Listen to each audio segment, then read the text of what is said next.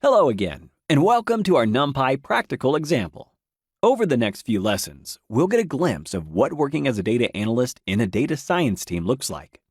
We'll begin by introducing the project as well as getting familiar with all the tasks and responsibilities that the head of data analytics has assigned to us. We'll quickly examine the dataset before we start cleaning and pre-processing. Once the data is ready to be analyzed, we'll save it to an external CSV file and pass it on to the data scientists on the team. In turn, they will use it to construct a credit risk model that measures probability of default. Before we get to our part of this project, it's important to understand the entire structure of the working process within the team. Since data science includes all forms of data-related analysis and analytics, we start by gathering, cleaning, and pre-processing the data. This part is often dedicated to the data analysts on the team. After they've successfully prepared the data sets, they hand them over to the data scientists, who then use their field expertise and machine learning knowledge to construct complex predictive models. Being in the data analyst role means our goal is to obtain a clean and pre-processed loan data set we can hand over to the next people in the analytical chain, the data scientists.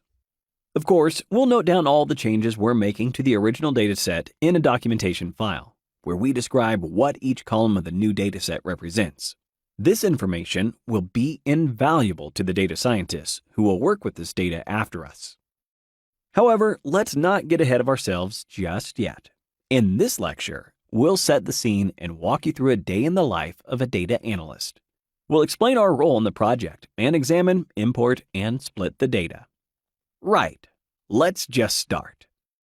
So, you're working as a data analyst in the data science team of a central bank in Europe. Your team has been assigned to create a credit risk model, which estimates the probability of default for every personal account. You've heard your colleagues mention terms like probability of default, recovery rate, and credit risk modeling, but your domain expertise lays in a different field. So you only understand the topic at a superficial level. But that's okay. The lead data scientist knows this, so they've asked you to just take the raw dataset and prepare it for the models they plan to run. To help you out, they've provided details on what data is stored in every column, as well as a set of rules on how to clean and pre-process the values in each one. In fact, your data cleaning and pre-processing task represents the essence of the data analyst job, and is much more demanding and sizable than it might initially sound. Thus, what we discussed so far represents the initial context around our NumPy practical example.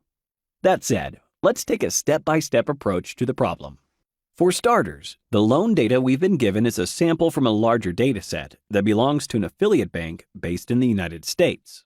Therefore, all the values are in dollars, so we need to provide their euro equivalents. Then, every categorical variable must be quantified. So, we need to change any text columns into numbers based on the information they contain. For some, like the issue date on each loan, the transformation is extremely straightforward since we can split the accounts by months. Similarly, for other columns, we only care if they provide positive or negative connotations. So, we'll be turning them into dummy variables that hold either 0 or 1. Furthermore, when we're measuring creditworthiness, we need to be extremely risk-averse and distrustful of any unavailable data. That's why the consensus in the field is that missing information suggests foul play because loan applications are self-reported. To elaborate, since candidates fill out their loan applications manually, there is an incentive to withhold information which can lower their chances of getting a loan. Of course, we prefer to give out loans to applicants who can repay them. So if the information isn't available, we'll just assume the worst.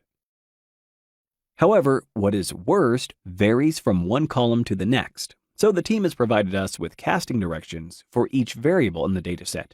Therefore, as we go through the dataset, we'll usually know whether we want to use the minimum, maximum, or some other value when taking care of missing data. The loan information is stored in the CSV file called loan data, which you can download from the resources. In the next lecture, we'll start examining the data. See you there.